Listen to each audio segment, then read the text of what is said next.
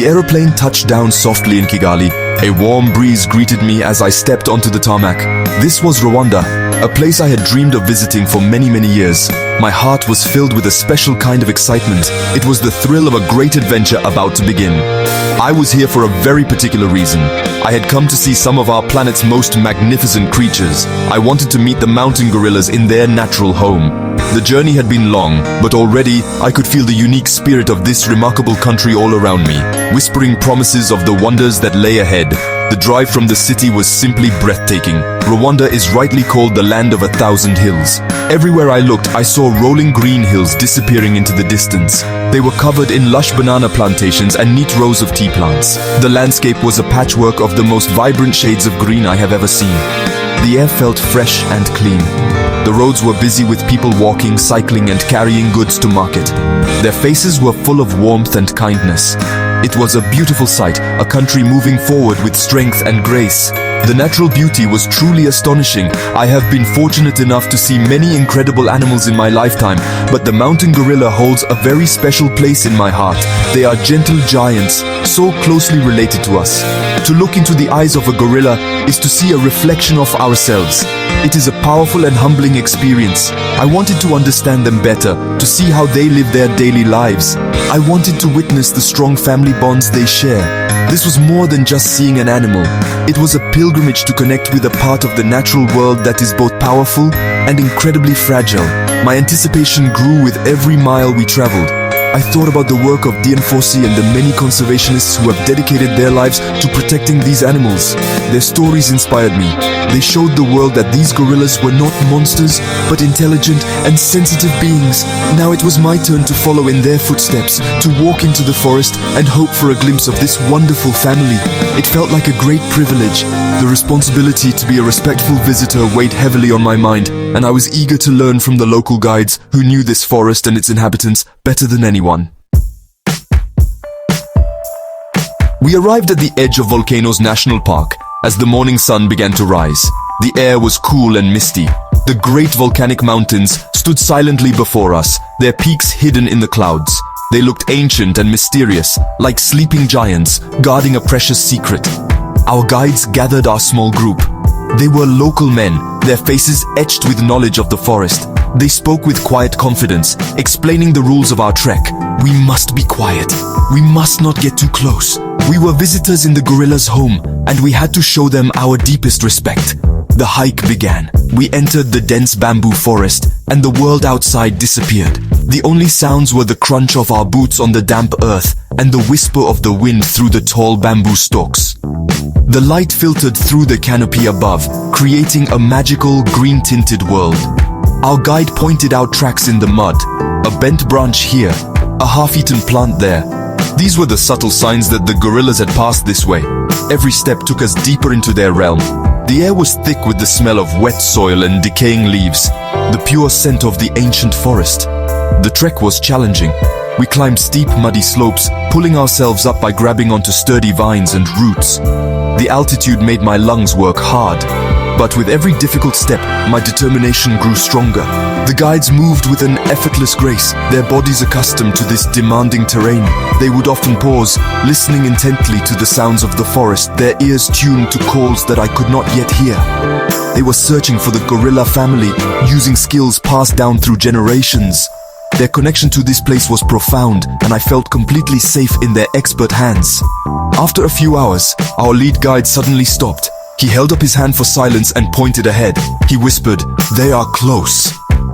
My heart began to beat faster. I could hear a soft sound now, a low grumble, like distant thunder.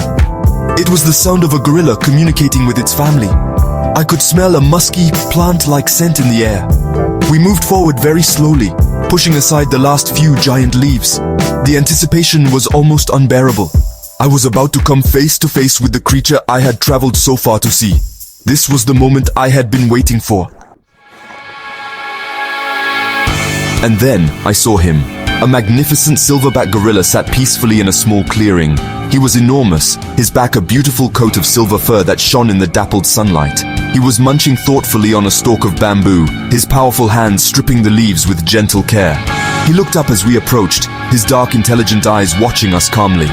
There was no fear, no aggression, There was only a quiet curiosity. It was an incredibly moving moment. I felt as though time had stopped. All the tiredness from the hike vanished instantly, replaced by a feeling of pure wonder and awe. Our guide led us a little closer, and we settled down to watch. We were now in the presence of the entire family. A mother gorilla was grooming her tiny baby.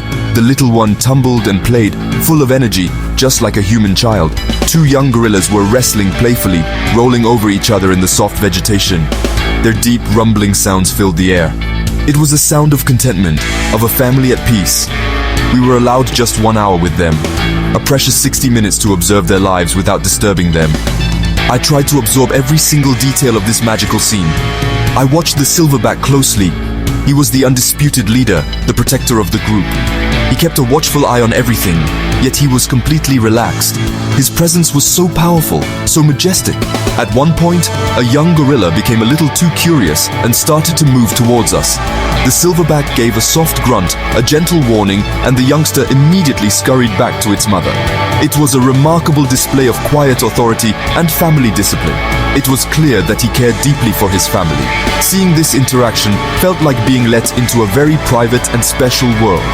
Looking into their eyes was the most profound experience of all. They were so expressive, so full of emotion and intelligence. You could see them thinking and feeling. It was a powerful reminder of how closely we are connected to these incredible animals. They are not just wild beasts, they are complex beings with rich social lives. Being there, so close to them, I felt an overwhelming sense of humility. I was just a temporary visitor in their ancient kingdom. This was their home, and I was incredibly fortunate to have been welcomed into it for a short while. As our hour came to an end, our guide gave us the signal to leave. It was hard to turn away. I took one last look at the silverback. He was resting now, his great head on his chest. It felt like saying goodbye to an old friend. We walked away quietly, leaving the family in peace. The hike back down the mountain was filled with a sense of quiet joy and reflection. The memory of the gorillas was burned into my mind forever. It was more than just a wildlife sighting. It was a deeply spiritual experience that had changed me in a fundamental way. This encounter reinforced my belief in the importance of conservation. These mountain gorillas were once on the very brink of extinction. Their numbers were dangerously low due to poaching and the loss of their forest home. But thanks to the dedicated work of the Rwandan government, local communities and conservation groups, their population is now slowly increasing. The guides who led us, the trackers who protect the gorillas every day, they are the true heroes of this success story.